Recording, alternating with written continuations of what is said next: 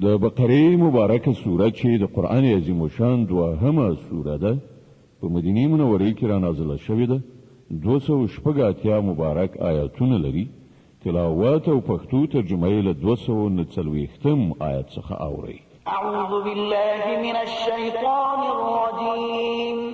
پناه وړم الله تعالی شړل شوي شیطان څخه. بسم الله الرحمن الرحیم. د الله په نوم چې ډیر زیات مهربان پورا رحم لرونکی دی.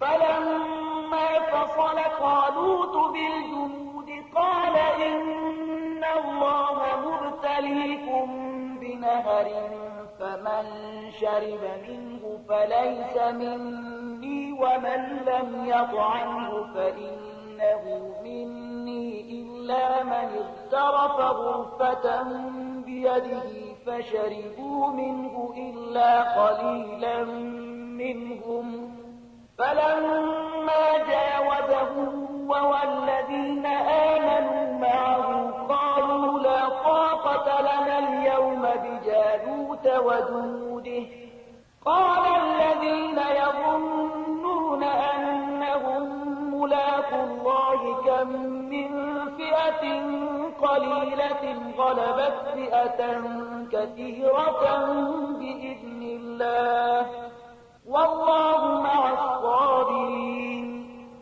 بیا چې کله طالوت لښکر سره وخوځېد نو ویې ویل پر یو سیند باندې د الله له لوري پر تاسې ازمویښت کېدونکی دی.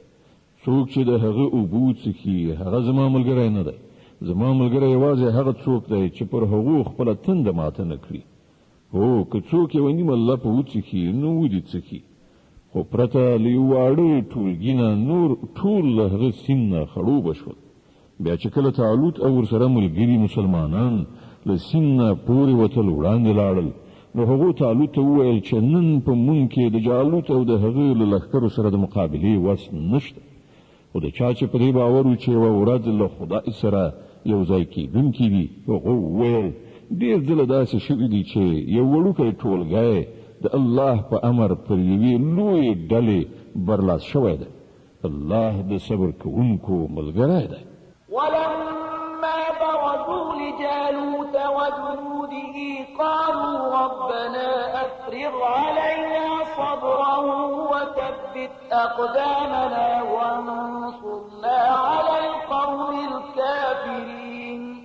او کله چې هغوی د جالوت او د هغه د لښکرو مقابلې ته ووتل نو یې دعا وکړه ای زمونږ ربه مونږ ته صبر راکړه، زمونږ قدمونه ټینګ کړه او پر دې کافره ډله مونږ برلاسي کړه.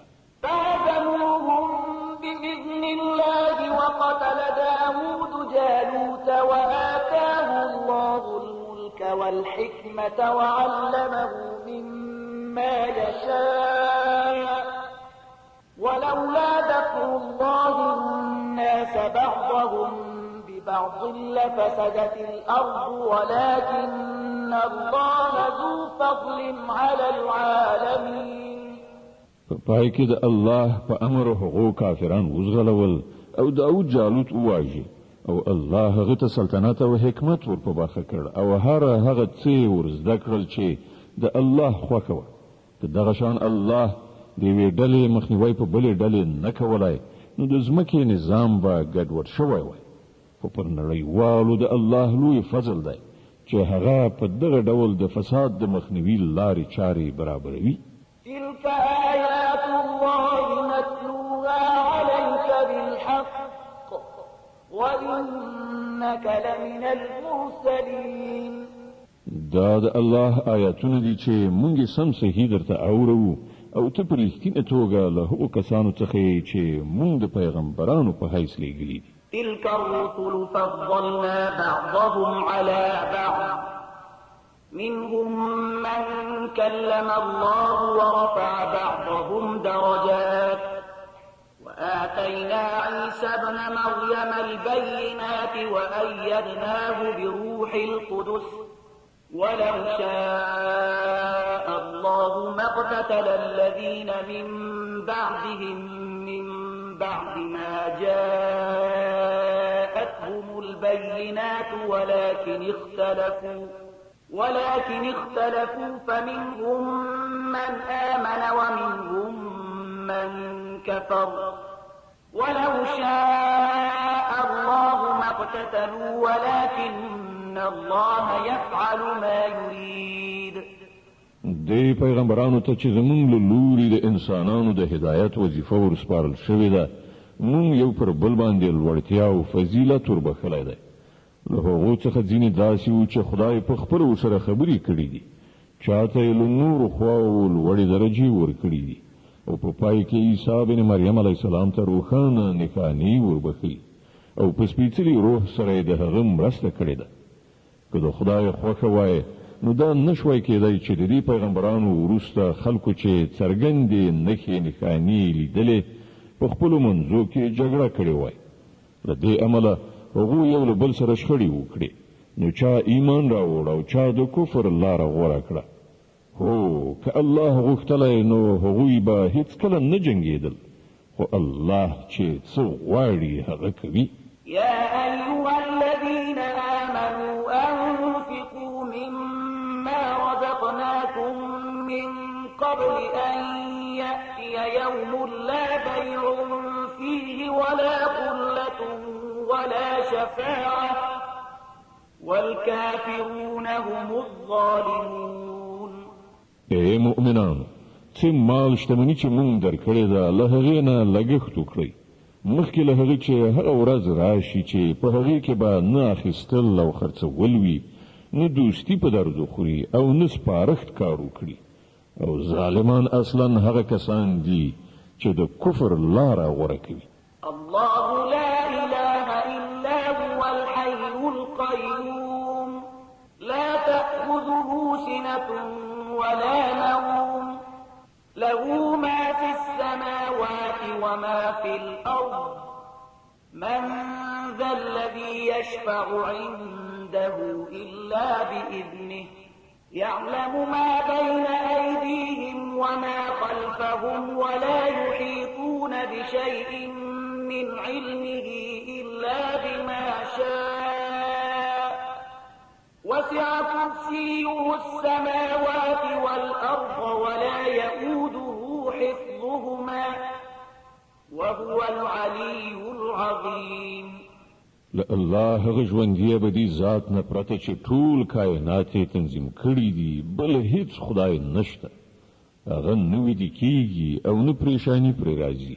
په ځمکې او اسمانونو کې چې هر څه دي د هغه دي.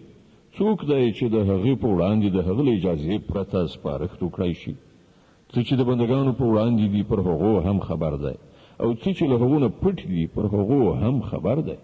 او د هغه له معلوماتو نه هیڅ شی د هغو په ادراک کې نشي ایسارېدلی، مګر دا چې د کوم شي علم ورکول هغه په خپله وغواړي. د هغه حکومت پر آسمانونو او ځمکه خور شوی دی، او د هغو ساتنه د هغه لپاره کوم ستومانونکی کار نه دی. یوازې همغه یو لوی او لوړ ذات دی. لا إكراه في الدين قد تبين الرشد من الغي فمن يكفر بالطاغوت ويؤمن بالله فقد استمسك بالعروة الوثقى لا انفصام لها والله سميع عليم. د دین په چارو کې څه زور او مجبورول نشته. سمه خبره له غلطو مفکورو څخه جلا کړای شوې ده. اوس چې څوک له کوم طاغوت نه منکر شي او په الله ایمان راوړي، هغه یوه داسې کلکه آسره ونیوله چې هېڅکله ماتېدونکې نه ده، او الله د هر څه اورېدونکی او په هر څه پوهېدونکی دی. الله ولي الذين آمنوا يخرجهم من الظلمات إلى النور والذين كفروا أولياؤهم الطاغوت يخرجونهم من النور إلى الظلمات أولئك أصحاب النار هم فيها خالدون. کوم خلک چې ایمان راوړي د هغو ملاتړ او مرستندوی الله دی، او هغوی له ترږمیو نه رڼا ته راباسي. او کوم خلک چې د کفر لاره غوره کړي د هغو ملاتړ او مرستندویان طاغوتان یعنی شیطانان دي او هغوی له رڼا نه د ترږمیو لوري ته راکاږي. دا کسان دوزخ ته ورتلونکي دي، هلته به تل اوسیږي. ألم تر إلى الذي حاج إبراهيم في ربه أن آتاه الله الملك إذ قال إبراهيم ربي الذي يحيي ويميت قال أنا أحيي وأميت قال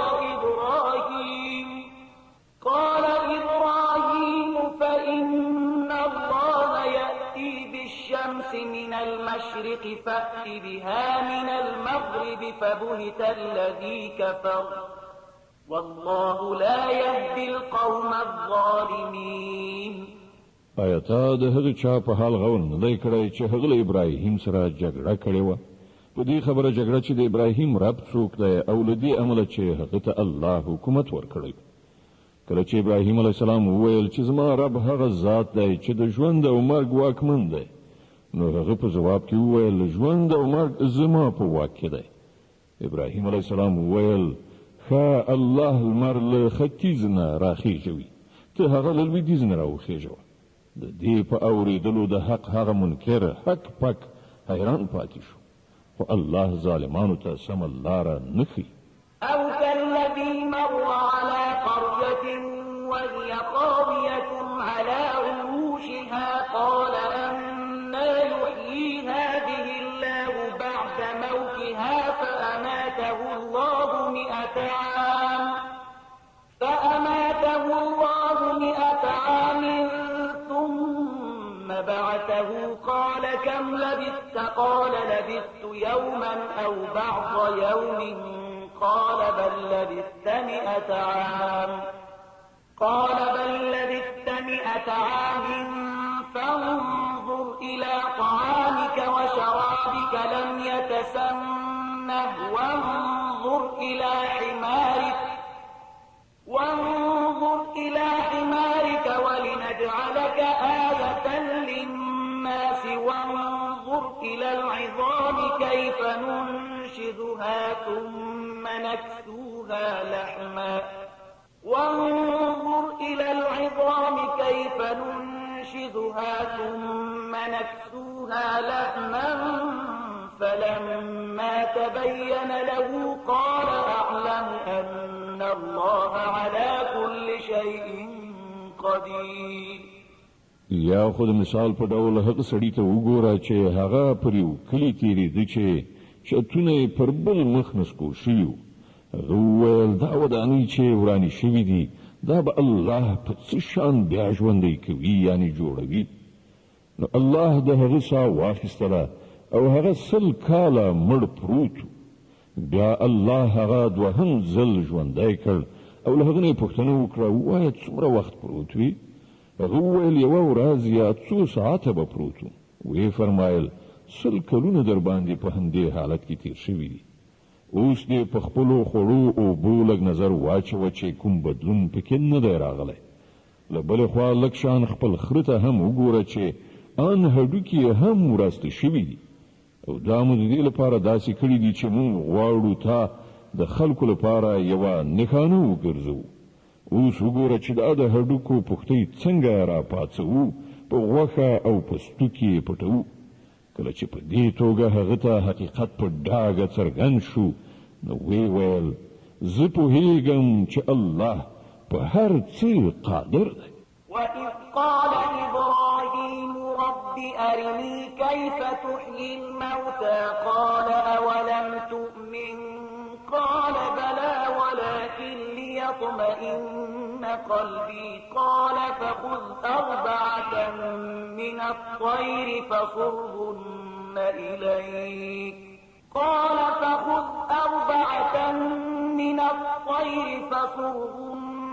إليك ثم اجعل على كل جبل منهن جزءا ثم ادعهن يأتينك سعيا واعلم أن الله عزيز حكيم. او هغه پیښه د هم در پزړوي چې کله ابراهیم علیه السلام ویلی و چې زما څښتنه ما ته راوښیه چې ته په څه شان مړي ژوندي کوې؟ ویې فرمایل آیا ستا پرې ایمان نشته؟ هغه عرض وکړ ایمان خو لرم خو د زړه ډاډ نه غواړم. ویې فرمایل ښه نو 4 مرغۍ راواخله، هغوی سره ټوټه ټوټه کړه، په خپلو کې ګډې ځان ته مایلې کړه، بیا د هغو یوه ټوټه پر بیلابیلو غرونو کېږده، بیا هغو ته نارې کړه هغوی به تا ته په ځغستا راشي. په دې ښه پوه شه چې الله لوی واکمن او د حکمت څښتن دی. مثل الذين ينفقون أموالهم في سبيل الله كمثل حبة أنبتت 7 سنابل في كل سنبلة 100 حبة والله يضاعف لمن يشاء والله واسع عليم. کوم خلک چې خپل مالونه د الله په لار کې لګوي د هغو د لګښت مثال داسې دی لکه چې یوه دانه وکرله شي او له هغې نه 7 وږي زرغون شي او په هر وږي کې 100 دانې وي. په همدې ډول چې کله د چا عمل ته د الله خوښه شي زیاتوالی پکې راولي، هغه هم پراخونکی او هم د علم څښتن دی. الذين ينفقون أموالهم في سبيل الله ثم لا يتبعون ما أنفقوا منا ولا أذى لهم أجرهم عند ربهم ولا خوف عليهم ولا هم يحزنون. قول معروف ومغفرة خير من صدقة يتبعها أذى والله غني حليم. کوم خلک چې خپل مالونه د الله په لار کې لګوي او له لګښت نه وروسته فاصلونه نه کوي نه آزار ورکوي، د هغو ثواب د هغو د رب سره دی او پر هغو څه ویره طرحه غم خفګان نشته. یوه خوږه خبره او له یوې ناوړې خبرې نه تېرېدل له هغه خیرات نه ډېر ښه دي چې ورپسې آزارول وي.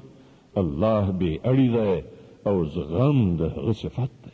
يا أيها الذين آمنوا لا تبطلوا صدقاتكم بالمن والأذى كالذي ينفق ماله رئاء الناس ولا يؤمن بالله واليوم الآخر فمثله كمثل صفوان عليه تراب فأصابه وابل فتركه صلدا لا يقدرون على شيء مما كسبوا والله لا يهدي القوم الكافرين. ای مؤمنان، خپل خیراتونه په فاصلونه او آزار رسولو د هغه چا په څیر مخاورې کوي چې خپل مال محض خلکو ته د ښودلو لپاره لګوي او نه پر خدای ایمان وي او نه پر آخرت. د هغه لګښت مثال داسې دی لکه یوه ښویه تیږه چې دوړې پرې ناستې وي، کله چې باران پرې وورېږي ټوله دوړه ترې یوسي او تیږه همغسې ښویه سوتره پاتې شي. د خلکو چې په خپل ګمان سره د خیرات کومه نیکي ګټلې ده له هغې نه هیڅ شی د هغو لاسته نه ورځي او کافرانو ته سمه لار ښودل د الله عادت نه دی. ومثل الذين ينفقون أموالهم ابتغاء مرضات الله وتثبيتا من أنفسهم كمثل جنة بربوة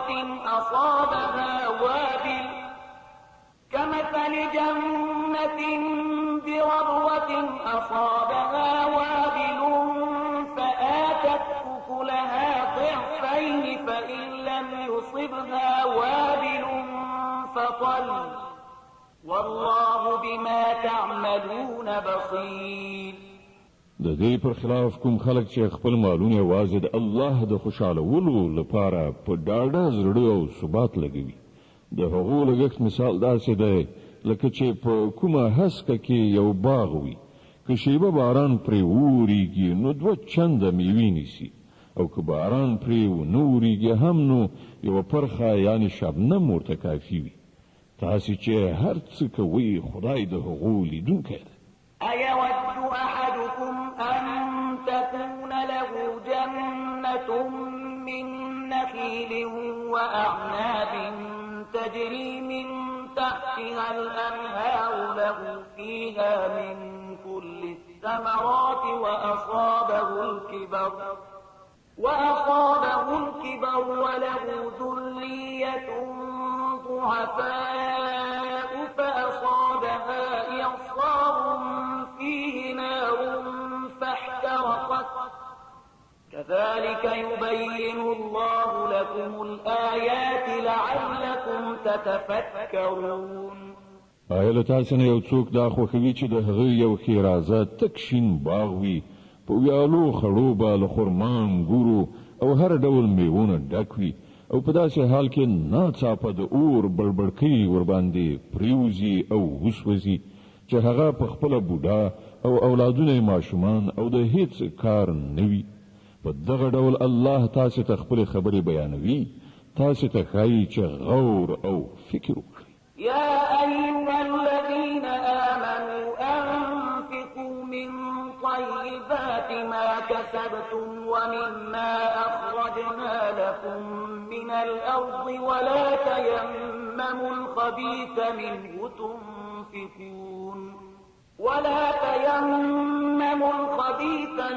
تنفقون ولستم بآخذيه إلا أن تغمضوا فيه واعلموا أن الله غني حميد. ای مؤمنانو، کوم مالونه چې تاسو ګټلي دي او کوم شیان چې موږ تاسو لپاره له ځمکې نه راویستلي دي د هغو ډیره غوره برخه د خدای په لار کې ولګوئ. داسې نه چې د هغه په لار کې د ورکړې لپاره د ډیرو ناکاره شي ورکولو کوشش وکړئ. په داسې حال کې چې که همغه شی څوک تاسو ته درکړي نو تاسو به هیڅکله د هغه اخیستلو ته زړه ښه نه کړئ مګر دا چې د هغه په قبلولو کې له سترګو پټولو نه کار واخلئ. تاسو باید په دې پوه اوسئ چې الله بې نیازه دی او د ډیرو غوره ستاینو څښتن دی. الشيطان يعدكم الفقر ويأمركم بالفحشاء والله يعدكم مغفرة منه وفضلا والله واسع عليم. شیطان تاسو له بېوزلۍ نه ویروي او شرمناک چلند غوره کولو ته مو هڅوي، خو الله خپل بخشش او پیرزوینې ته تاسو هیلهمن کوي. الله د ډیر پراخ لاس خاوند او پوه دی. يؤتي الحكمة من يشاء ومن يؤت الحكمة فقد أوتي خيرا كثيرا وما يذكر إلا أولو الألباب. چاته چې خوښ شي حکمت ورکوي او چاته چې حکمت ورکړ شي هغه ته په حقیقت کې ستر دولت ورکړ شو. له دې خبرونو یوازې هغه کسان درس اخلي چې د پوهې خاوندان دي. وما أنفقتم من نفقة أو نذرتم من نذر فإن الله يعلمه وما للظالمين من أنصار. تاسو چې هر څه لګولي وي او هر څه چې مو نظر منلی وي الله پرې پوه دی او د تیری کوونکو هیڅ مرستندوی نشته. إن تبدوا الصدقات فنعما هي وإن تخفوها وتؤتوها الفقراء فهو خير لكم ويكفر عنكم من سيئاتكم والله بما تعملون خبير. که خپل خیراتونه په ښکاره توګه ورکړئ نو دا هم ښه ده او که په پټه یې اړو کسانو ته ورکړئ نو دا ستاسې لپاره ډیره غوره ده. ستاسې ډیر ګناهونه په دغه شان عمل سره له منځه ځي او هر څه چې تاسې کړي وي الله ارومرو پرې خبره ده. ليس عليك هداهم ولكن الله يهدي من يشاء وما تنفقوا من خير فلأنفسكم وما تنفقون إلا ابتغاء وجه الله وما تنفقوا من خير يوفى إليكم وأنتم لا تظلمون. خلکو ته د هدایت نصیب کولو مسؤلیت پرته نشته. یوازې الله دی چې چاته خوښ شي هدایت ور په برخه کوي. او تاسو چې کوم مال په خیرات کې لګوي ښېګڼه همدا تاسو ته ده او تاسو خو په همدې خاطر لګوي چې الله خوشاله کړي. نو کوم مال چې تاسو په خیرات کې ولګوي د هغه پوره او بشپړ ثواب به درکړای شي او هیڅ کله به ستاسو حق ونسوځي.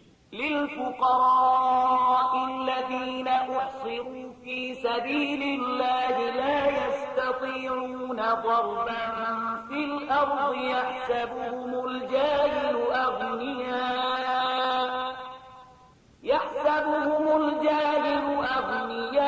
أغنياء من التعفف تعرفهم بسيماهم لا يسألون الناس إلحافا وما تنفقوا من خير فإن الله به عليم.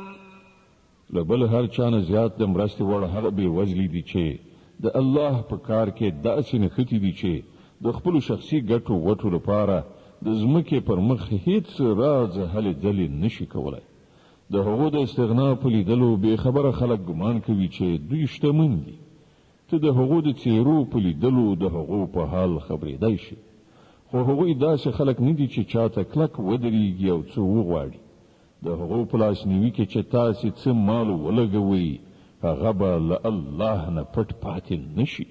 الذين ينفقون أموالهم بالليل والنهار سرا وعلانية فلهم أجرهم عند ربهم ولا خوف عليهم ولا هم يحزنون.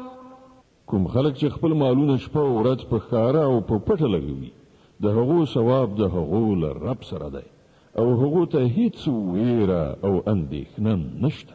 الذين يأكلون الربا لا يقومون إلا كما يقوم الذي يتخبطه الشيطان من المس ذلك بأنهم قالوا إنما البيع مثل الربا وأحل الله البيع وحرم الربا. حکم خلک چې سود خوري د هغو حال به د هغه چا غوندې وي چې پیریانو نیولی وي او په دې حال د هغو د اخته کېدو دلیل دا دی چې وایي تجارت خو هم لکه سود غوندې شی دی. په داسې حال کې چې الله تجارت روا او سود ناروا کړی دی. د بقرې مبارکه سوره چې د قرآن عظیم شان دوهمه سوره ده په مدینه منورې کې را نازله شوې ده. 280 مبارک آیاتونه لري. تلاوت او پښتو ترجمه یې له 215 آیت څخه اوري. فمن جاءه موعظة من ربه فانتهى فله ما سلف وأمره إلى الله ومن عاد فأولئك أصحاب النار هم فيها خالدون. نو چاته چې د هغه د رب له لوري دا نصیحت ورسید او په راتلونکي کې د سود له خوړلو نه ډډه وکړه نو څه چې مخکې خوړلي هغه خو یې خوړلي دي. د هغه معامله له خدای سره ده او څوک چې له دې حکم نه وروسته بیا هم همداسې کار کوي هغوی دوزخیان دي تل به پکې اوسیږي. يمحق الله الربا ويربي الصدقات والله لا يحب كل كفار أثيم. الله سود لمنځه وړي او خیراتونو ته وده او ښېرازي ورکوي او الله هیڅ ناشکره بد عمله انسان نه خوښوي. إن الذين آمنوا وعملوا الصالحات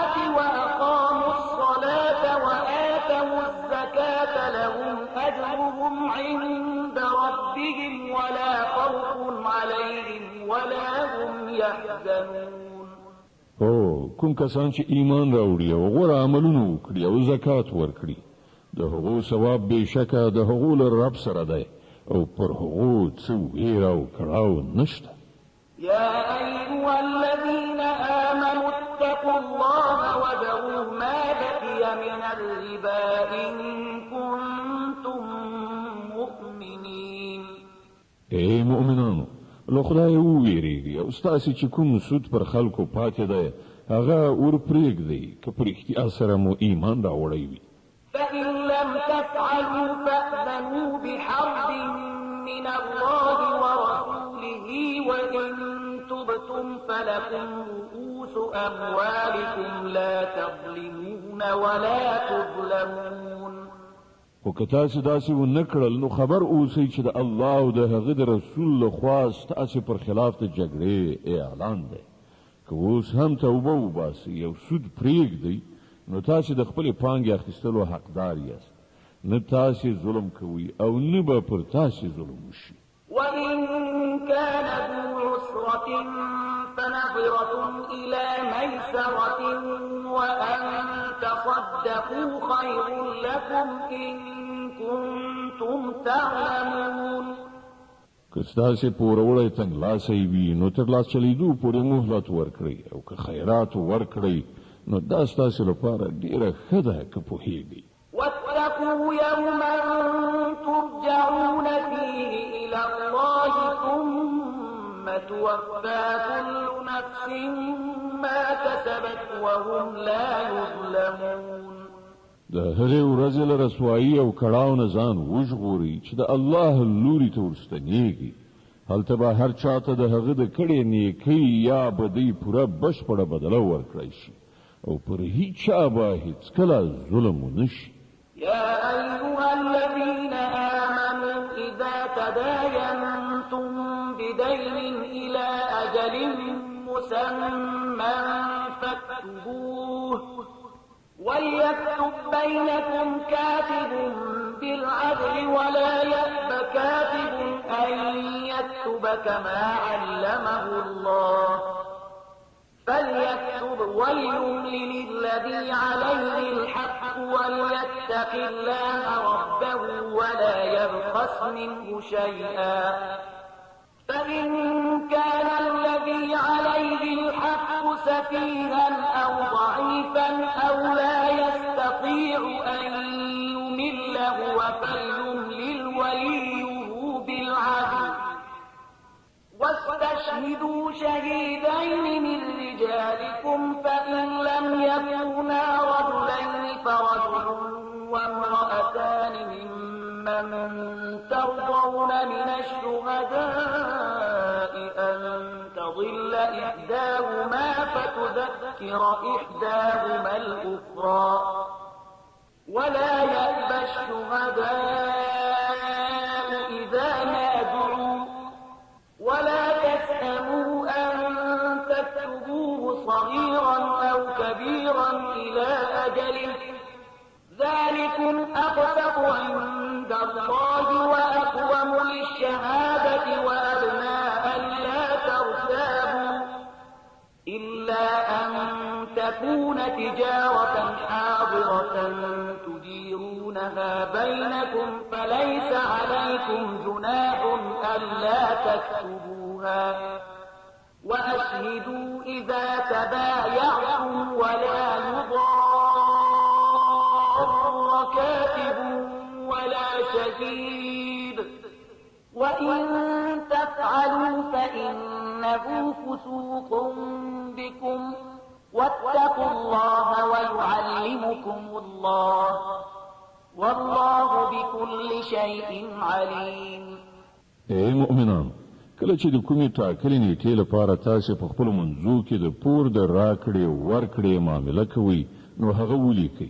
د دواړو خواو ترمنځ د یو څوک چې هغه ته الله د لیکلو اهلیت ورکړی وي په انصاف سره سند ولیکي. هغه دې له لیکلو نه انکار نه کوي. لیکنه او املا دې هغه څوک وکړي چې حق ورباندې دی یعنې پور اخیستونکی او هغه دې له الله خپل رب نه وویریږي چې څه معامله شوي وي په هغې کې د کمای زیاتی نه کوي. خو که پور اخیستونکی په خپله ناپوه یا کمزوری وي یا املا نشي کولی، نو د هغه ولی دی په انصاف سره املا وکړي. بیا له خپلو نارینه‌و 2 تنه پرې شاهدان ونیسئ، او که 2 سړي نه وي نو 1 سړی او 2 ښځې دې وي چې که یوه یې هیره کړي نو هغه بله به یې ورپه زړه کړي. دا شاهدان دې له داسې خلکو څخه وي چې د هغو شاهدي ستاسې په منځ کې قبلېدونکي وي. شاهدانو ته چې کله د شاهدۍ وهلو وویل شي نو هغوی د انکار نه کوي. که معامله وړه وي او که غټه، د هغې نیټه ټاکل او سند لیکل بې اهمیته مه ګڼئ. د الله په وړاندې دا چلند ستاسې لپاره ښه د انصاف کار دی. په دې سره شاهدۍ تیرولو کې ښه اسانتیا راځي او په شکونو او شبهو کې ستاسې د اخته کېدو امکان کمیږي. هو، که تاسې په خپلو منځو کې لاس په لاس تجارتي راکړه ورکړه کوئ، نو د هغه د نه لیکلو هیڅ پروا نشته. خو د سوداګرۍ د راکړې ورکړې په وخت کې شاهدان ونیسئ. لیکونکی او شاهد دې نه ځورول کیږي. که داسې وکړئ نو ګناه کوئ. د الله له قهره وویریږئ. هغه تاسو ته د عمل سمه لاره درښیي او هغه په هر څه پوه دی. وإن كنتم على سفر ولم تجدوا كاتبا فرهان مقبوضة فإن أمن بعضكم بعضا فليؤدي الذي اؤتمن أمانته وليتق الله ربه ولا تكتموا الشهادة ومن يكتمها فإنه آثم قلبه والله بما تعملون عليم. که تاسې د پردیسۍ یعنی مسافرۍ په حال کې او د سند لیکلو لپاره کوم لیکونکی پیدا نشو، نو د شیانو په ګیره واخیستلو معامله وکړئ. که له تاسې نه څوک پر بل باندې باور وکړي یا له هغه سره څه معامله وکړي، نو په چا باندې چې باور شوی دی هغه د امانت ادا کړي او له خپل رب الله څخه دې وویریږي. او شاهدي هیڅکله مه پټوئ. څوک چې شاهدي پټوي د هغه زړه په ګناه خیرن دی او الله ستاسې له عملونو څخه بې خبره نه دی. لله ما في السماوات وما في الأرض وإن تبدوا ما في أنفسكم أو تخفوه يحاسبكم به الله فيغفر لمن يشاء ويعذب من يشاء والله على كل شيء قدير. په آسمانو او په ځمکه کې چې څه دي ټول د الله دي. تاسو که د خپلو زړونو خبرې ښکاره کړئ او که پټې وساتئ، په هر حال الله به له تاسو نه د هغو حساب واخلي. بیا د هغه واک دی چاته چې خوښه شي وبه یې بخي او چاته چې خوښه شي سزا به ورکړي. هغه په هر څه قادر دی. آمن الرسول بما أنزل إليه من ربه والمؤمنون كل آمن بالله وملائكته وكتبه ورسله لا نفرق بين أحد من رسله وقالوا سمعنا وأطعنا غفرانك ربنا وإليك المصير. پیغمبر صلی الله علیه وسلم پر هغه هدایت ایمان راوړی دی چې د هغه در رب لخوا پر هغه نازل شوی دی. او څوک چې د دې پیغمبر صلی الله علیه وسلم منونکي دي، هغوی هم دا هدایت د زړه په مینه منلی دی. دوی ټولو الله د هغه پرښتې، د هغه کتابونه او د هغه پیغمبران منلی دي. او د هغو وینا دا ده چې موږ د الله په پیغمبرانو کې یو له بله توپیر نه کوو. مونږ حکم واورید او اطاعت مو ومانه. څښتنه مونږ ستا څخه د ګناه بخښنې غوښتونکي یو او همدا ستا لوري ته زمونږ درتګ دی. لا يكلف الله نفسا إلا وسعها لها ما كسبت وعليها ما اكتسبت ربنا لا تؤاخذنا إن نسينا أو أخطأنا ربنا ولا تحمل تحمل علينا إصرا كما حملته على الذين من قبلنا ربنا ولا تحملنا ما لا طاقة لنا به واعف عنا واغفر لنا وارحمنا أنت مولانا فانصرنا على القوم الكافرين. الله هیڅ ساکښته د هغه وسې پورته مسؤلیت نه متوجه کوي. هر چا چې څه ښه کړي دي د هغو میوه د همغه ده، او چا چې څه بدي کړې ده د هغې ګناه پر همغه ده. مؤمنانو تاسې داسې دعا وکړئ: ای زموږ ربه، که له موږ نه څه هیره او خطا صادره شي موږ پرې مه نیسه، څښتنه پر موږ هغه پیټی مږده چې له موږ نه مخکنیو خلکو باندې دې ایښی و. زموږ څښتنه د کوم پیټي پورته کولو چې په مونږ کې وس نشته هغه پر مونږ مږده، له مونږ سره آساني وکړه، زمونږ له ګناهونو څخه تیر شه، پر مونږ رحم وکړه، ته زمونږ کار جوړونکی، د کافرانو په مقابله کې زمونږ مرسته وکړه. د آل عمران مبارکه سوره چې د قرآن عظیم الشان دریمه سوره ده، په مدینې منورې کې را نازله شوې ده، 200 مبارک آیاتونه لري. تلاوت او پښتو ترجمه یې له لومړي آیت څخه اورئ. بسم الله الرحمن الرحیم. د الله په نوم چې ډېر زیات مهربان پوره رحم لرونکی دی. الف لام میم. الله لا اله الا هو الحي القيوم. الف لام میم. الله هغه تل تر تله ژوندي ذات څخه پرته چې د کائناتو د نظام سمبالونکی دی، په حقیقت کې هیڅ کوم بل خدای نشته.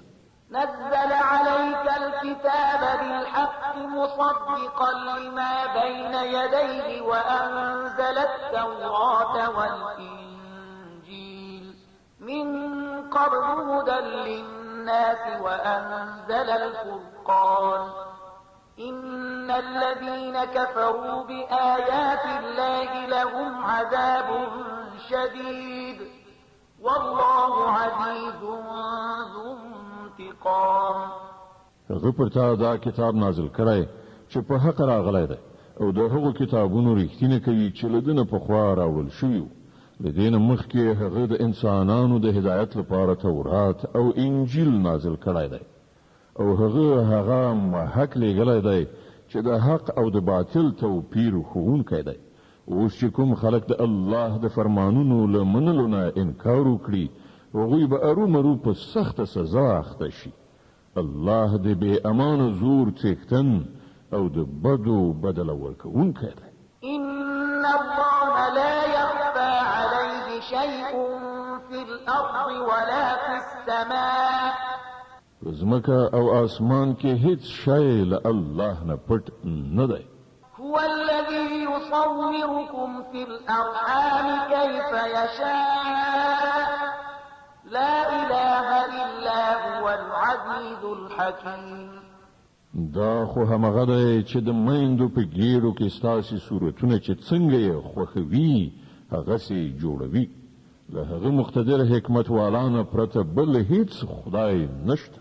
هو الذي أنزل عليك الكتاب منه آيات محكمات هن أم الكتاب وأخر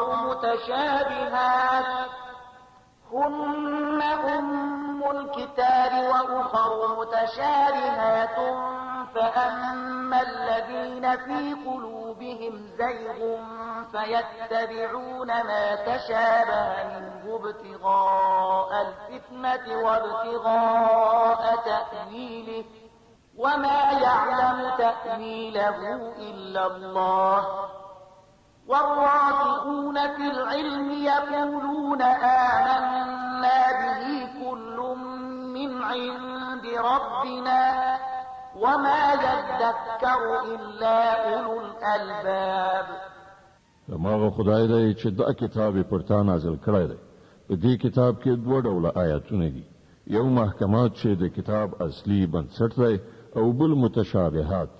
د کوم خلکو په زړونو کې چې کوږوالی دی هغوی د فتنې راوړلو لپاره تل په همدې متشابهاتو پسې ګرځي او هغو ته د معنا برابرولو هڅه کوي، په داسې حال کې چې د هغو په حقیقي معنا له الله نه پرته بل هیڅ څوک نه پوهیږي.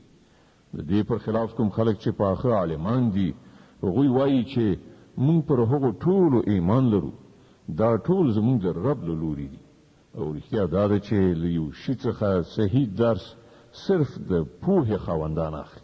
ربنا لا تزغ قلوبنا بعد إذ هديتنا وهب لنا من لدنك رحمة إنك أنت الوهاب. ویل الله نه دا دعا کوي چې پروردګار کله چې تا مون پر سم لاره خوځولیو نو بیا مو هیڅ کله زړونه مکړو، مونږ ته د خپل پیرزوینې له زیرمې نه رحمت را په برخه کړه چې همدا ته حقیقي لورونکی.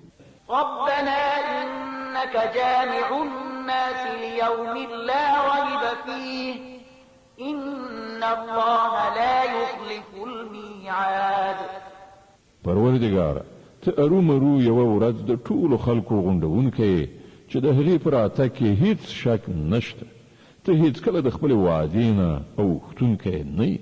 إن الذين كفروا لن تغني عنهم أموالهم ولا أولادهم من الله شيئا وأولئك هم وقود النار.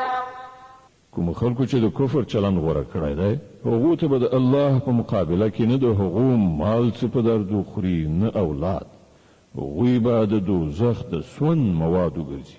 كدأب آل فرعون والذين من قبلهم كذبوا بآياتنا فأخذهم الله بذنوبهم والله شديد العقاب. د هغو عاقبت به همغسې شي لکه د فرعون د ملګرو او له هغو نه د مخکنیو سرکشانو چې د خدای آیاتونه دروغ وګڼل. نتیجه دا شوه چې الله هغوی په خپلو ګناهونو ونیول او حق خبره دا ده چې الله د سختې سزا ورکوونکی دی. قل للذين كفروا ستغلبون وتحشرون إلى جهنم وبئس المهاد. نو اے محمد کوم خلکو چې ستا د دعوت له منلو نه انکار کړی دی هغو ته ووایي چې هغه وخت نږدې دی چې تاسې به مغلوب شئ او د دوزخ لوري ته به په منډه منډه ورشئ او دوزخ ډیر بد استوګنځی دی. قد كان لكم آية في فئتين التقتا فئة تقاتل في سبيل الله وأخرى كافرة يرونهم مثليهم رأي العين والله يؤيد بنصره من يشاء إن في ذلك لعبرة لأولي الأبصار. ستاسې لپاره په هغو دوه ډلو کې د عبرت یوه نښه وه چې په بدر کې یوه له بلې سره په جنګ شولې، یوه ډله د خدای په لار کې جنګېدله او بله ډله د کافرانو وه. لیدونکو د سر په سترګو لیدل چې د کفارو ډله د مسلمانانو د ډلې دوه چنده ده، خو نتیجه ثابته کړه چې د الله چې چاته خوښه شي په خپل بری او نصرت ورسره مرسته کوي. د بصیرت خاوندانو لپاره په دې کې ستر درس پروت دی. زين للناس حب الشهوات من النساء والبنين والقناطير المقنطرة من الذهب والفضة والخيل المسومة والأنعام والحرث ذلك متاع الحياة الدنيا والله عنده حسن المآب. د خلکو لپاره نفسي غوښتنې ښځې اولادونه د سرو سپینو زرو زیرمې نښه شوي آسونه څاروي او کروندې د ډېرې مینې وړ ګرځول شوي دي، خو دا هر څه د څو ورځې دنیوي ژوندانه وسایل دي. په حقیقت کې چې کوم ډېر ښه استوګنځی دی هغه له الله سره دی. قل أنبئكم بخير من ذلكم للذين اتقوا عند ربهم جنات تجري من تحتها الأنهار خالدين فيها وأزواج مطهرة ورضوان من الله والله بصير بالعباد. وایه زه در وښیم چې له دې نه ډېر ښه شی څه دی؟ د هغو خلکو لپاره چې د پرهیزګارۍ چلند غوره کړي، د هغو له رب سره باغونه دي چې تر هغو لاندې به ویالې بهیږي، هلته به د تل لپاره اوسېدونکي وي، سپېڅلې مېرمنې به یې ملګرې وي او د الله د رضا په ګټلو به سر لوړي وي. الله د خپلو بندګانو کړه وړه په ښه شان ویني. الذين يقولون ربنا إننا آمنا فاغفر لنا ذنوبنا وقنا عذاب النار. دا هغه خلک دي چې وایي پروردګار مونږ ایمان راوړی، زمونږ له ګناهونو څخه راتیر شه او مونږ د دوزخ له اوره وژغوره. الصابرين والصادقين والقانتين والمنفقين والمستغفرين بالأسحار. دا خلق صابران دي، ریښتونی دي، امر منونکي او مال خندونکي دي او د شپې په وروستیو شیبو کې له الله نه د بخښنې دعاګانې غواړي. شهد الله أنه لا إله إلا هو والملائكة وأولو العلم قائما بالقسط لا إله إلا هو العزيز الحكيم. الله په خپل د دې خبرې شاهدي ویلې ده چې له هغه پرته بل هیڅ خدای نشته او پرېښتیا او ټول اهل علم هم پرېښتینی او منصفانه توګه په دې شاهدان دي چې له هغه زورور با حکمت څخه پرته په واقع کې هیڅ بل خدای نشته. إن الدين عند الله الإسلام وما اختلف الذين أوتوا الكتاب إلا من بعد ما جاءهم العلم بغيا بينهم ومن يكفر بآيات الله فإن الله سريع الحساب. الله په وړاندې دین هم دا اسلام دی.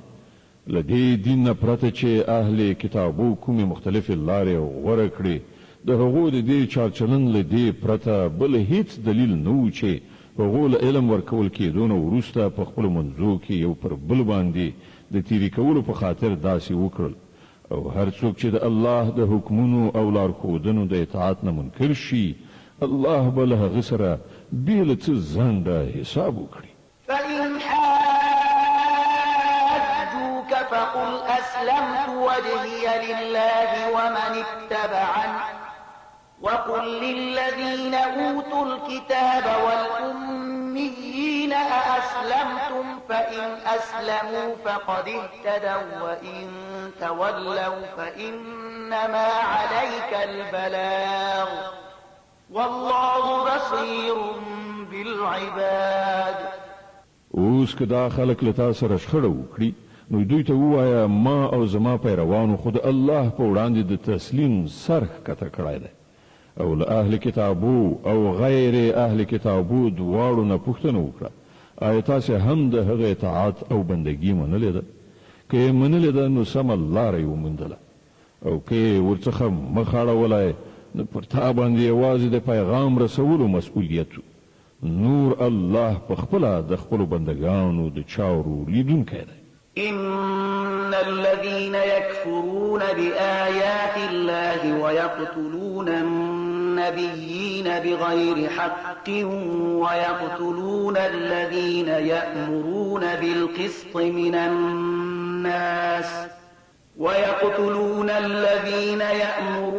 بالقسط من الناس فبشرهم بعذاب أليم.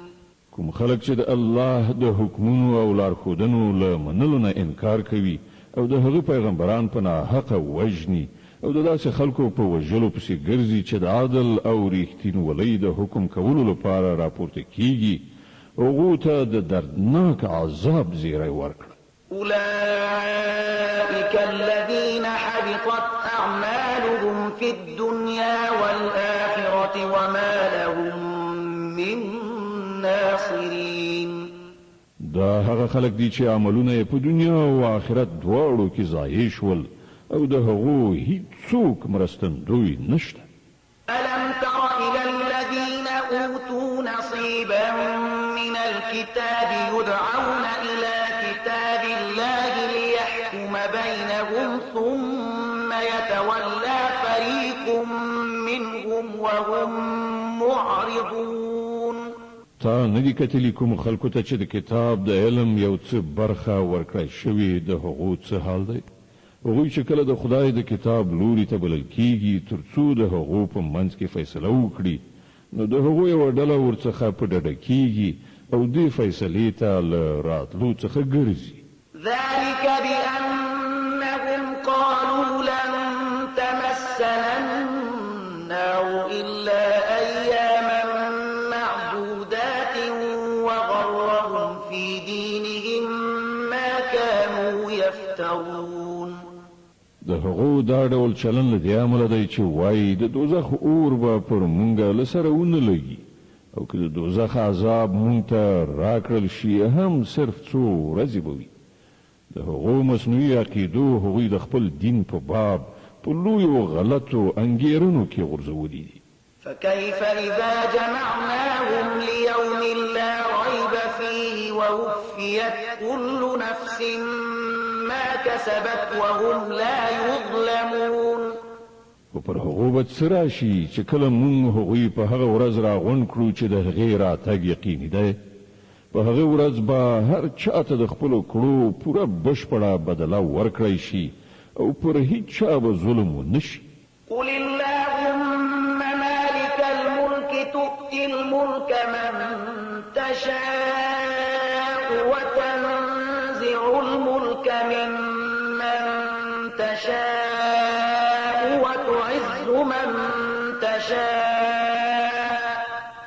وتعز من تشاء وتذل من تشاء بيدك الخير إنك على كل شيء قدير. وایا خدایا د ملک مالک ستا چې چاته خوښه شي حکومت ورکوي او له چانه چې وغواړي اخلي، چاته چې د خوښه شي عزت ورکوي او څوک چې وغواړي ذلیله کوي. ښېګڼه ستا په واک کې ده، بېشکه ته په هر څه قادري. تولج الليل في النهار وتولج النهار في الليل وتخرج الحي من الميت وتخرج الميت من الحي وتخرج الحي من الميت وتخرج الميت من الحي وترزق من تشاء بغير حساب. شپه په ورځ کې او ورځ په شپه کې ننباسي، یعنی یو له بلې څخه راوځي. سا کخ څخه بې سا او له بې سا څخه سا کخ راباسي او چاته چې د خوښه شي بې حساب روزي ورکوي. لا يتخذ المؤمنون الكافرين أولياء من دون المؤمنين ومن يفعل ذلك فليس من الله في شيء إلا أن تتقوا منهم تقاه ويحذركم الله نفسه وإلى الله المصير. مؤمنان د هیڅ کله داسې نه کوي چې مؤمنان پرېږدي او له کافرانو سره ملګرتیا او دوستي وکړي. څوک چې داسې چلند وکړي د هغه له الله سره هیڅ اړیکه نشته. هو دا بخل کیږي چې تاسې د هغو له ظلم څخه د ځان ژغورلو په خاطر په ظاهره دغه ډول چلند غوره کړئ، خو الله تاسې له خپله ځانه ویروي او د همغه لوري ته ستاسې ورګرځېدل دي. قل إن تخفوا ما في صدوركم أو تبدوه يعلمه الله ويعلم ما في السماوات وما في الأرض والله على كل شيء قدير. ای پیغمبره، خلق په دې خبر کړه چې ستاسو په زړونو کې چې هر څه دي که تاسو هغه پټو ساتي او که یې ښکاره کړئ، الله په هر حال پرې پوهیږي. په اسمانونو او ځمکه کې هیڅ داسې کوم شی نشته چې د هغه له علم څخه د باندې وي او د هغه زور پر هر څه چلیږي. د آل عمران مبارکه سوره چې د قرآن عظیم شان درېمه سوره ده، په مدینه منورې کې را نازله شوې ده. 200 مبارک آیاتونه لري. تلاوت او پښتو ترجمه یې له 13 آیت څخه اورئ. يوم تجد كل نفس ما عملت من خير محضرا وما عملت من سوء تود لو أن بينها وبينه أمدا بعيدا ويحذركم الله نفسه والله رؤوف بالعباد. هغه ورځ راتلونکې ده چې هر نفس د خپلو کړو میوه حاضر ومومي، که یې ښه کړي وي او که بد. په هغه ورځ به انسان دا هیله څرګنده کړي چې کاشکې له ده نه دا ورځ ډېره لرې وای. الله تاسې له خپله ځانه ویروي او هغه د خپلو بندګانو ډېر زیات خیر غوښتونکی دی. قل إن كنتم تحبون الله فاتبعوني يحببكم الله ويغفر لكم ذنوبكم والله غفور رحيم. ای پیغمبره، خلکو ته ووایه چې که تاسې په رښتیا د الله سره مینه لرئ نو زما د پیروۍ لاره غوره کړئ. الله به له تاسې سره مینه وکړي او ستاسې خطاوې به در وبخي. هغه ډېر ښه بخښونکی او د رحمت څښتن دی.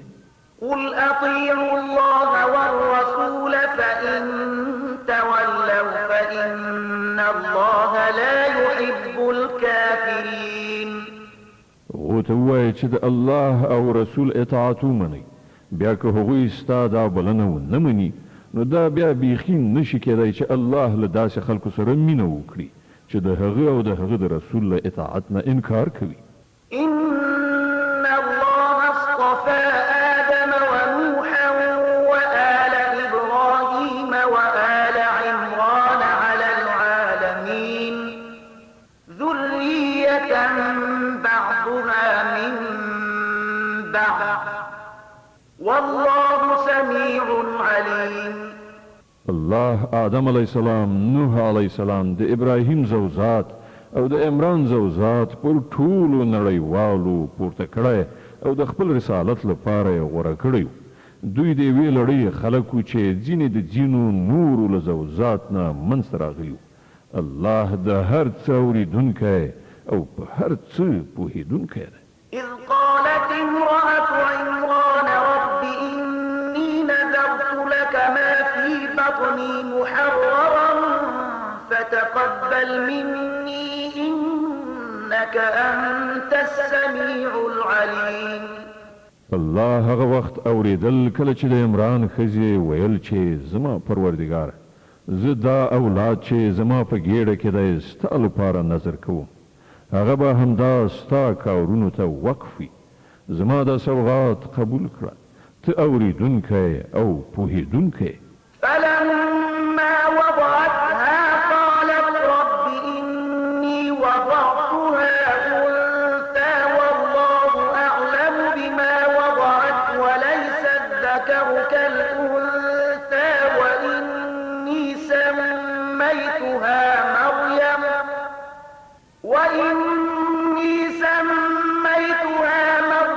وإني أعيذها بك وذريتها من الشيطان الرجيم. بیا چې کله هغه ماشوم وزېږاو نو هغې وویل پروردګاره، زما خو لور زېږېدلې ده. په داسې حال کې چې څه چې هغې زېږولي وو الله ورباندې پوره خبر و او هلک د نجلۍ غوندې نه وي. هر څه چې دا ما د هغې نوم مریم ایښی دی او زه هغې او د هغې راتلونکي زوزات ته د رټل شوي شیطان له شر څخه ستا پناه غواړم. فتقبلها ربها بقبول حسن وأنبتها نباتا حسنا وكفلها زكريا كلما دخل عليها زكريا المحراب وجد عندها رزقا قال يا مريم أنى لك هذا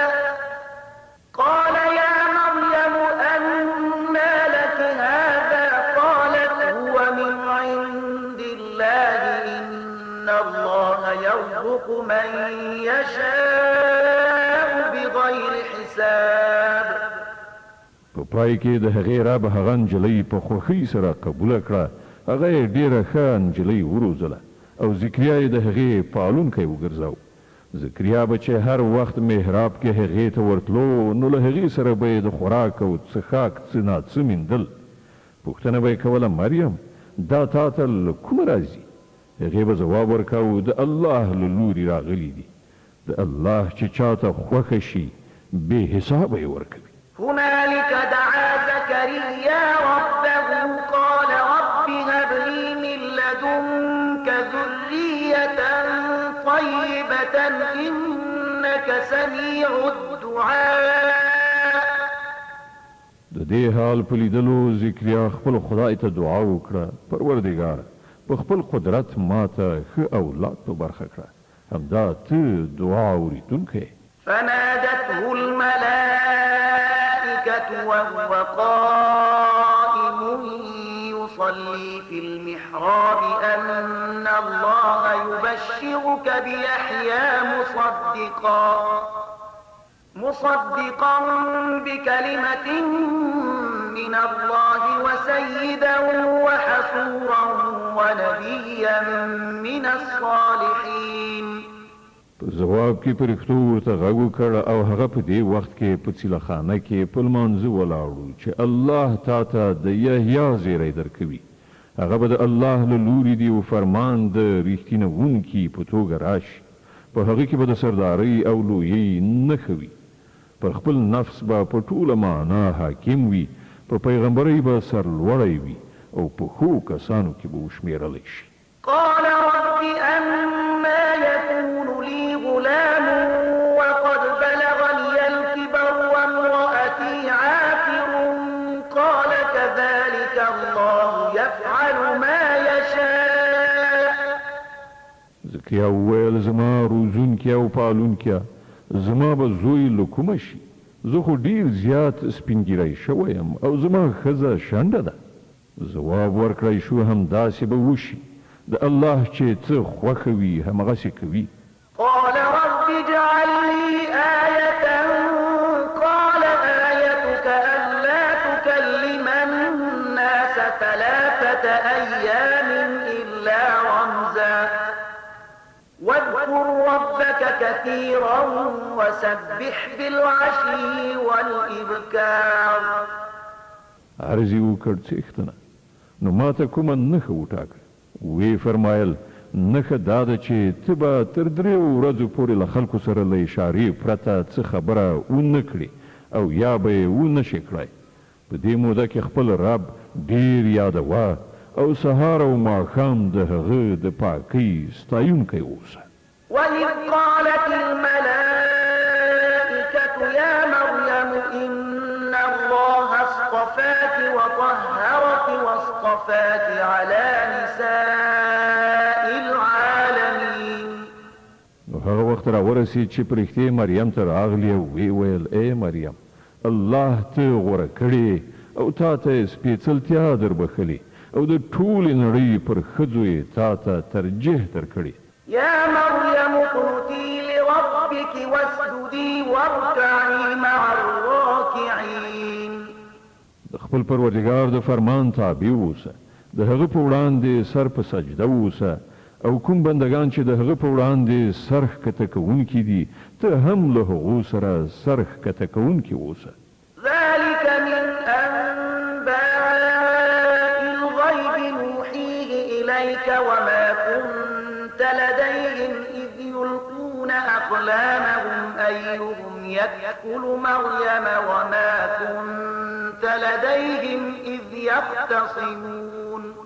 اے محمد دا پټ خبرونه دي چې مونږ تا ته د وحی په وسیله وایو.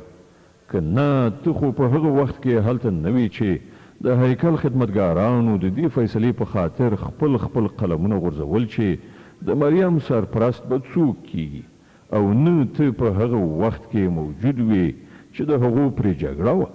إذ قالت الملائكة يا مريم إن الله يبشرك بكلمة منه اسمه المسيح عيسى ابن مريم وجيها في الدنيا والآخرة ومن المقربين ويكلم الناس في المهد وكهلا ومن الصالحين. او کله چې پرېږدو وویل ای مریم الله تا ته د خپل یو فرمان زیری درکوي د هغه نوم به مسیح عیسی بن مریم وي په دنیا او په آخرت کې به د عزت څښتن وي د الله په نږدې بندګانو کې به شمیرل کیږي خلکو سره به په زانګو کې هم خبرې وکړي او په زړښت کې به یې هم وکړي هغه به یو ښه سړی وي. قالت رب أنا يكون لي ولد ولم يمسسني بشر قال كذلك الله يخلق ما يشاء إذا قضى أمرا فإنما يقول له كن فيكون. مریم چې دا واوریدل وی ویل پروردګاره زما زوی له کومه شي ما ته خو چا لاس قدر هم نه راوړی. ځواب ورکړ شو همداسې به وشي الله چې چاته اراده وکړي پیدا کوي هغه چې کله د کوم کار کولو فیصله وکړي نو صرف دومره وایي چې وشه او هغه کیږي. ويعلمه الكتاب والحكمة والتوراة والإنجيل ورسولا إلى بني إسرائيل أني قد جئتكم بآية من ربكم أني أخلق لكم من الطين كهيئة الطير فأنفخ فيه فيكون طيرا بإذن الله وأبرئ الأكمه والأبرص وأحيي الموتى بإذن الله وأنبئكم بما تأكلون وما تدخرون في بيوتكم إن في ذلك لآية لكم إن كنتم مؤمنين. پرښتو د خپل وینا په لړ کې ورپسې وویل او الله به هغه ته کتاب او حکمت وښي د تورات او انجیل علم به ور زده کړي او بني اسرائیلو ته به د خپل پیغمبر په توګه وټاکي او کله چې هغه د پیغمبر په توګه بني اسرائیلو ته ورغی نو وی ویل زه ستاسې د رب لخوا له نښانې سره تاسې ته راغلی یم زه ستاسې په مخ کې له خټې نه د مرغۍ د شکل یوه مجسمه جوړوم او په هغې کې پوکی کوم هغه د الله په امر الوتونکی جوړیږي زه د الله په امر مورزادي ړوند او پیس روغوم او مړي ژوندي کوم زه تاسې ته ښیم چې تاسې څه خورئ او څه په خپلو کورونو کې زیرمه کوئ په دې کې تاسې ته پوره نښانه ده که تاسې ایمان راوړونکي یاست. ومصدقا لما بين يدي من التوراة ولأحل لكم بعض الذي حرم عليكم وجئتكم بآية من ربكم فاتقوا الله وأطيعون. او زه د هغې ښوونې او هدایت ریښتینونکی راغلی یم چې له تورات نه اوس زما په زمانه کې موجود دی او د دې لپاره راغلی یم چې تاسې ته ځینې هغه شیان حلال کړم چې پر تاسې حرام کړی شوي دي. ګورئ زه ستاسې د روزونکي پالونکي له لوري تاسې ته له نښانې سره راغلی یم نو له هغه نه وویرېږئ او زما اطاعت وکړئ. إن الله ربي وربكم فاعبدوه هذا صراط مستقيم. الله هم زما رب دی او هم ستاسې په دې عمله تاسې د همغه بندګي غوره کړئ همدا سمه سیخه لاره ده. د آل عمران مبارکه سوره چې د قرآن عظیم شان درېمه سوره ده په مدینه منورې کې را نازله شوې ده 200 مبارک آیاتونه لري تلاوت او پښتو ترجمه یې له 250 آیات څخه اوري فلما أحس عيسى منهم الكفر قال من أنصاري إلى الله قال الحواريون نحن أنصار الله آمنا بالله واشهد بأننا مسلمون کله چې عیسی درک کړه چې بني اسرائیل کفر او انکار ته چمتو دي نو هغه ویل څوک د الله په لار کې زما ملاتړ کیږي حواریانو په جواب کې وویل موږ د الله ملاتړ یو موږ پر الله ایمان راوړی شاهد اوسه چې موږ مسلمانان یعنی د الله په لار کې سرټیټونکي ربنا آمنا بما أنزلت واتبعنا الرسول فاكتبنا مع الشاهدين زموږ څښتنه کوم فرمان چې تا را لېږلی دی موږ هغه منلی او د پیغمبر پیروي مو قبوله کړې ده زموږ نوم په شاهدي ویونکو کې ولیکه ومكروا ومكر الله والله خير الماكرين بیا بني اسرائیلو د مسیح پر خلاف پټې دسیسې پیل کړې په مقابل کې الله هم خپل پټ تدبیر په کار واچو او په داسې تدبیرونو کې الله تر ټولو وړاندې دی إذ قال الله يا عيسى إني متوفيك ورافعك إلي ومطهرك من الذين كفروا وجاعل الذين اتبعوك فوق الذين كفروا إلى يوم القيامة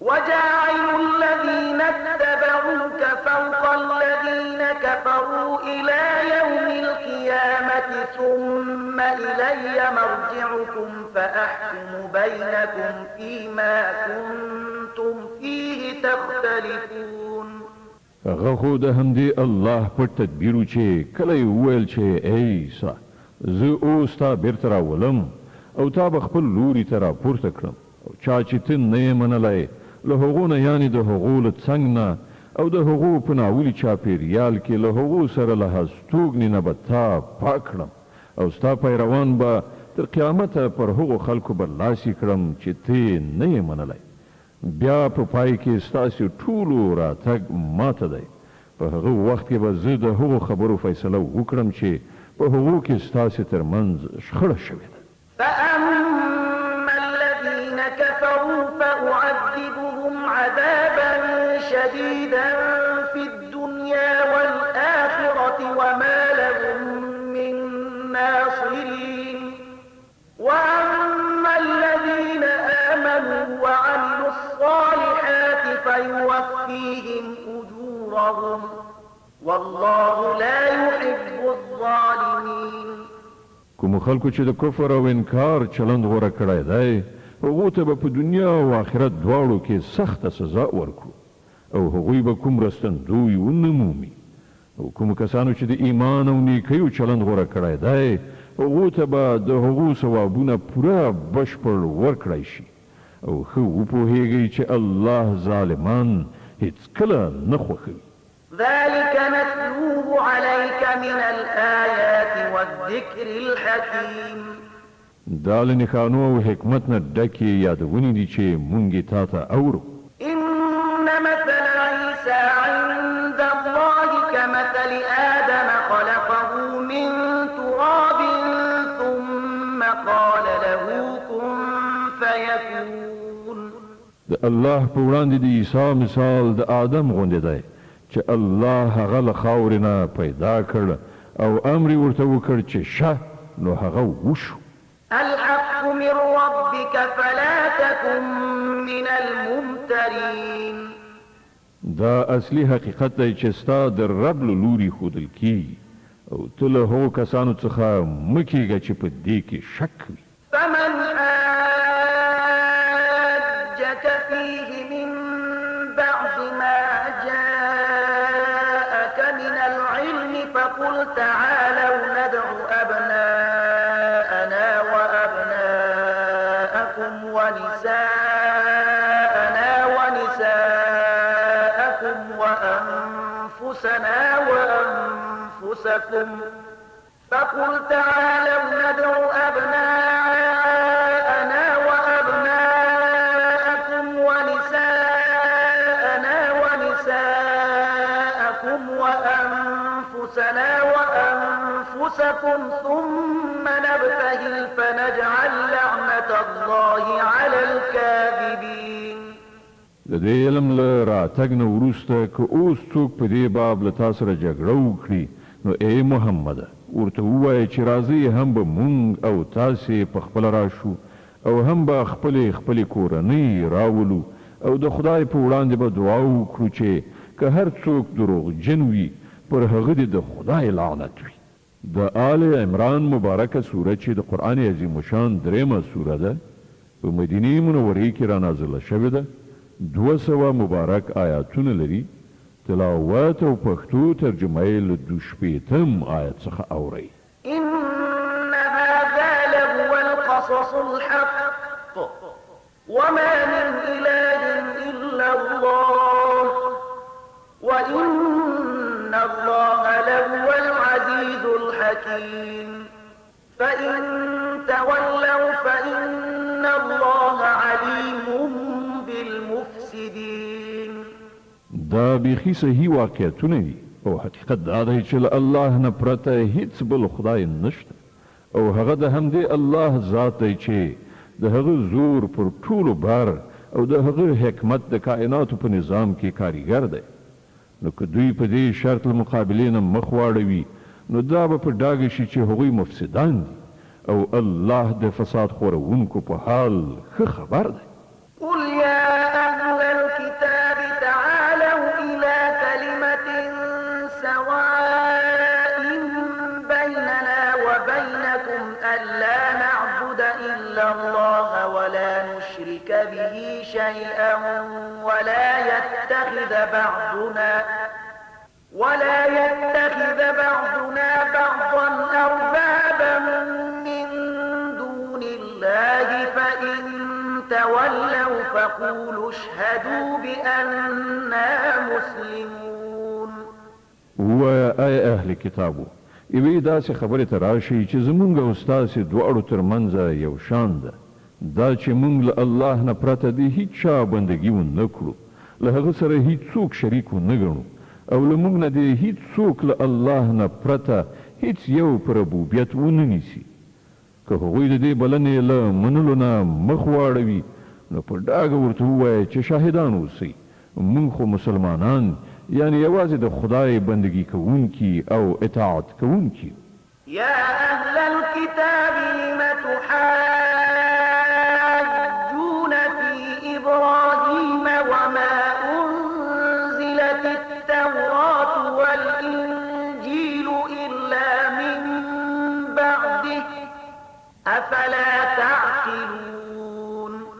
ای اهل کتابو تاسې د ابراهیم علیه السلام په باب ولې له مونږ سره شخړه کوئ؟ تورات او انجیل خو له ابراهیم علیه السلام نه وروسته نازل شوي دي، نو تاسې په دومره خبره هم نه پوهیږئ؟ ها أنتم هؤلاء حاججتم فيما لكم به علم فلم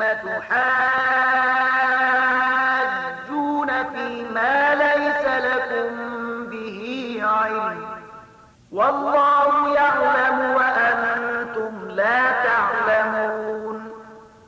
تاسې چې د کومو شیانو علم لرئ په هغو کې خو بحثونه کوئ، په هغو چارو کې ولې څېړنه کوئ چې له تاسې سره د هغو په باب هیڅ معلومات هم نشته.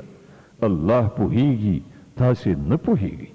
ما كان إبراهيم يهوديا ولا نصرانيا ولكن كان حنيفا مسلما وما كان من المشركين. ابراهیم علیه السلام نه یهودي و نه نصراني، بلکې هغه خو یو لوري ته مخ اړوونکی مسلمان او هغه هیڅ کله له مشرکانو څخه نه. إن أولى الناس بإبراهيم للذين اتبعوه وهذا النبي والذين آمنوا والله ولي څوک چې تر ټولو زیات د دې حقدار دي چې ابراهیم علیه السلام ته منسوب شي هغه خلک دي چې د هغه پیروي وکړه او اوس دا پیغمبر او د منونکي د دې منسوبېدو زیات حقدار دي. الله یوازې د همغو کسانو ملاتړ او مرستندوی دی چې ایمان یې راوړی وي.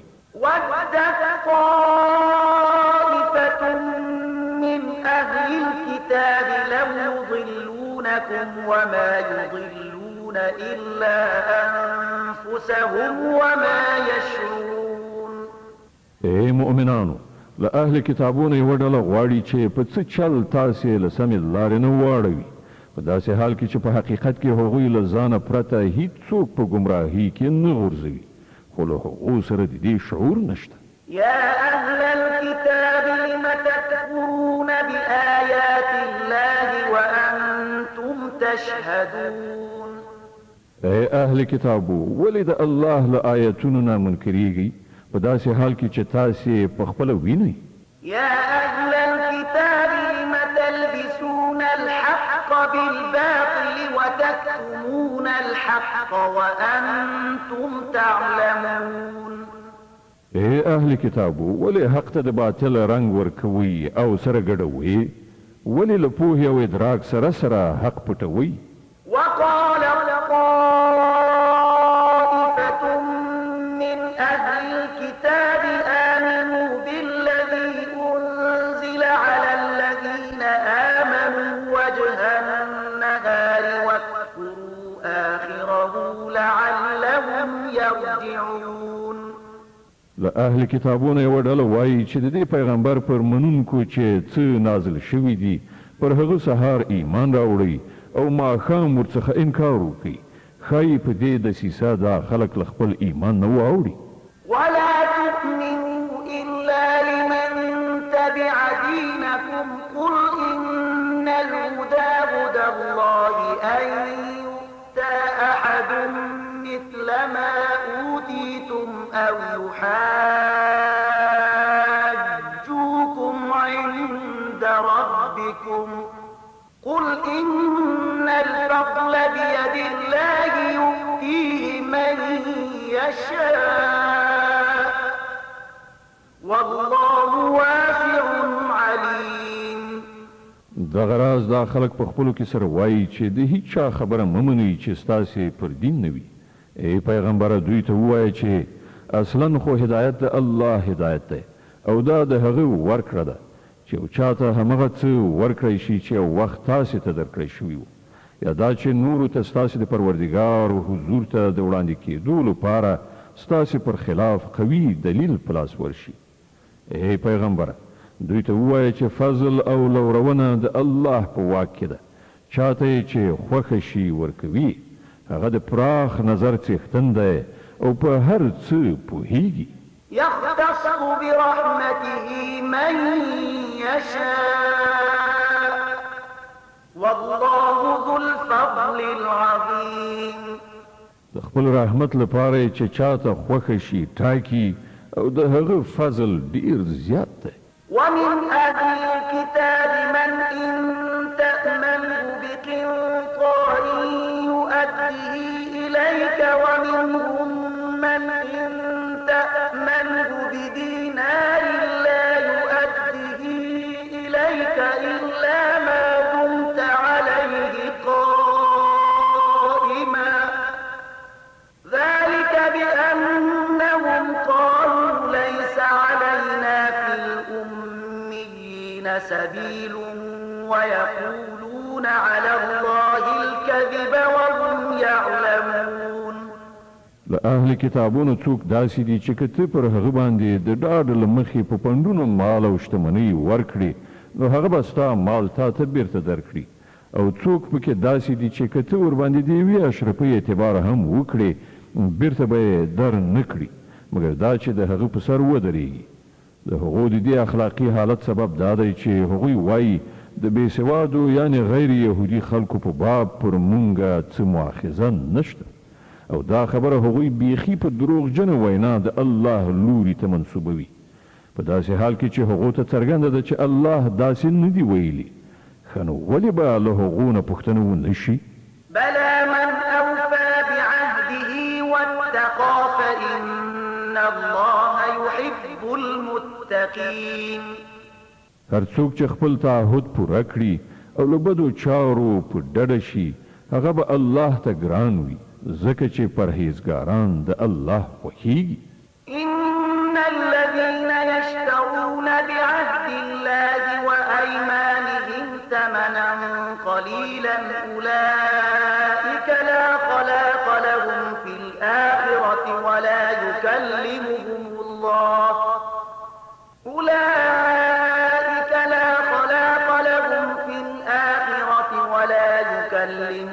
الله ولا ينظر إليهم يوم القيامة ولا يزكيهم ولهم عذاب أليم. پاتې شول هغه خلک چې د الله تړون او خپل قسمونه په لږ بیه پلوري د هغو لپاره په آخرت کې هیڅ برخه نشته. الله به د قیامت په ورځ نه له هغو سره خبرې وکړي نه به د هغو لوري ته وګوري او نه به هغوی سپېڅلي کړي بلکې د هغو لپاره خو دردناک عذاب دی. صدق الله العظیم. الله ستر رښتیا ویونکی دی.